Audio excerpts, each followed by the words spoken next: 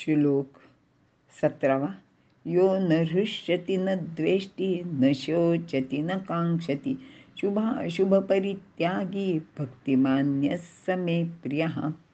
अर्थ, जो कशाचाही आनंद मानत नाही, कोणाचाही द्वेष करीत नाही, शोक करीत नाही व इच्छाही ठेवीत नाही, ज्याने कर्माचे शुभ अशुभ फल सोडले आहे, असा जो भक्तिमान पुरुष तो भगवंताला प्रिय आहे.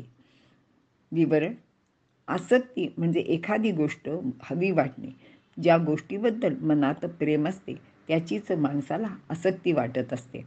द्वेष, ज्या गोष्टीची आसक्ती नसते त्याबद्दल मनात प्रेम तर नसतेच, पण एक प्रकारचा तिरस्कार म्हणजे द्वेषसुद्धा असतो.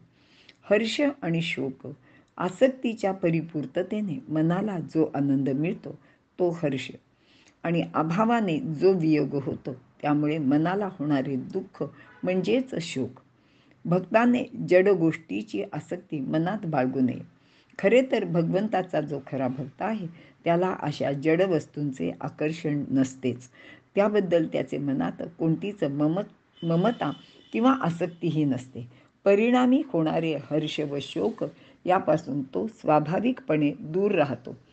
साधक जसा जसा साधनेत प्रगती करत जातो तसे तसे त्याचे हे विकार कमी होत जातात, कारण या सर्व गोष्टींची क्षणभंगुरता त्याला कळलेली असते.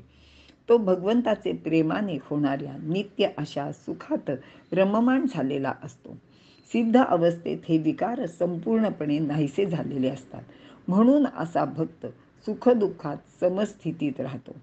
आणखी एक महत्त्वाची गोष्ट म्हणजे हर्ष व शोक हे दोन्ही राग म्हणजे प्रीती व द्वेष म्हणजे अप्रीतीचे परिणाम आहेत, किंवा सोप्या भाषेत आवड नावड याचे ते परिणाम आहेत. शुभाशुभ परित्यागी, ममता, आसक्ती व कर्मफलेच्छे रहित केलेली कर्म शुभ होतात व भक्तासाठी ते कर्म अकर्म होते. केलेल्या कर्माचे बंधनात तो पडत नाही. तसेच रागद्वेषाचा संपूर्ण त्याग झाल्यामुळे त्याचेकडून अशुभ कर्म होत नाही. अशुभ कर्म होण्यामागे कामना, ममता, आसक्ती या गोष्टी प्रधान असतात.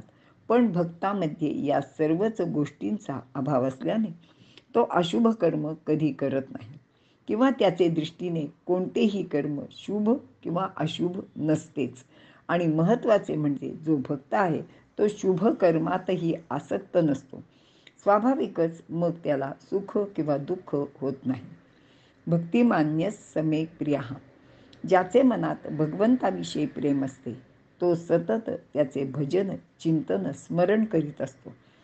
अशा भक्ताला भक्तिमान असे म्हटले आहे. त्याचे भगवंताचे ठिकाणी अनन्य प्रेम असते आणि तोही भगवंताला प्रिय असतो. असे भक्त कोणत्याही वस्तूची इच्छा करीत नाही.